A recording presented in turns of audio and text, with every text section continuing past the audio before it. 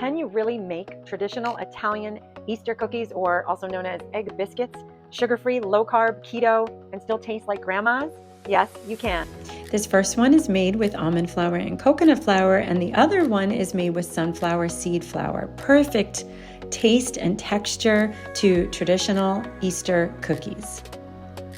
And now you have options for an allergy-friendly Italian Easter cookie. So if you've ever struggled to find a low-carb version of an Italian Easter cookie recipe that tastes like traditional, or you need nut-free, I've tested both, and I'm going to show you how to make them. You can easily change the amount of servings by going to the print option and then changing for whatever number you want. I also rounded up for some of the measurements, so I have 2 eggs here, a 1/4 cup of unsalted butter is softened and that's sitting aside for right now.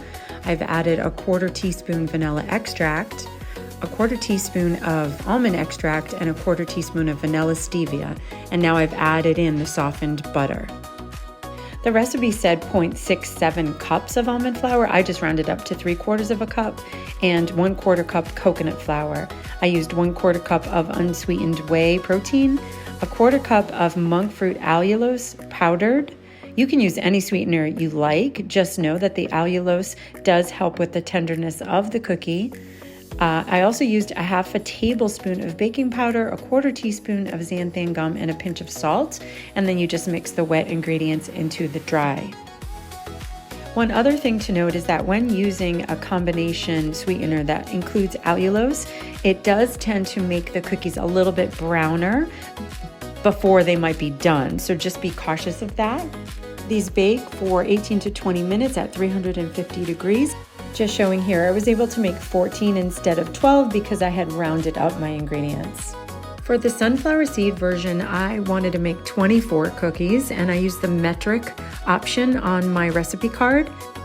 All other ingredients stayed the same, except I did not use almond extract. For the sunflower seed nut-free version, I swapped it with anise. Nutrition info for one cookie using almond flour and coconut flour has 76 calories, 2 total carbs, 2 grams protein, and 6 grams of fat with 1 gram fiber. I didn't level my cookie scoop as much. Some were heaping, some were not. I did not get 24, I only got 22.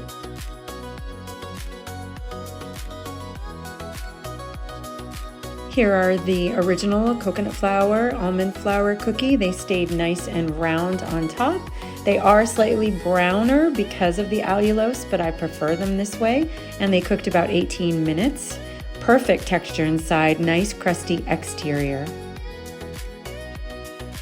And tender and crumbly on the inside, and just slightly sweet. The sunflower seed version are flatter. They did not stay as round as you can see. Still a pretty good mound, but they did flatten more than the original with almond flour. But it's still a very wonderful allergy-friendly cookie. As long as you can get past the darker color for these Italian egg biscuits, they will be wonderful for your Easter table. Once they cool, we can make the glaze. I'm using a natural food dye and a 1/2 cup of monk fruit powdered with allulose and 2 tablespoons of unsweetened almond milk with a little bit of almond extract, because this is the original recipe with the almond flour. If you are making the glaze for the sunflower seed flour, do not use almond extract and swap with anise. These amounts in my recipe make a very thin glaze, so it doesn't coat like regular frosting would. You simply dip and let it sit. It kind of soaks into the cookie a little bit. If you prefer a thicker glaze, you will want to add more of your confectioner sweetener. For the glaze for the sunflower seed version, I decided to try metric, and I measured out 121 grams of my monk fruit allulose confectioner sweetener. And like I said, I wanted a thicker glaze on top, so instead of unsweetened almond milk, I used heavy cream. I needed about 3 tablespoons, and I used anise extract. And once that is fully mixed, if it's still too thick to dip the cookies, you'll want to add some water or some more heavy cream, or whole milk would work as well. And then I just dip and turn, and you can also fix the spots with the spoon if you want it perfectly coated.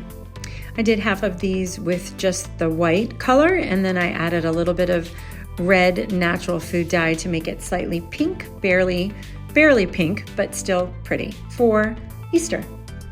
I found using sunflower seed flour, it's a great even swap to almond flour. I have not tested this recipe using coconut flour because I worry that the texture would be too dry. I'm an Italian Sicilian woman and I love traditional recipes, but unfortunately gluten doesn't love me. So I've had to recreate a lot of my grandmother's and Nana's recipes to make them work for me in my life and in my family's life. My son also has a tree nut and peanut allergy. So I work really hard to create Italian recipes that can replicate the authentic traditional taste that I remember growing up with.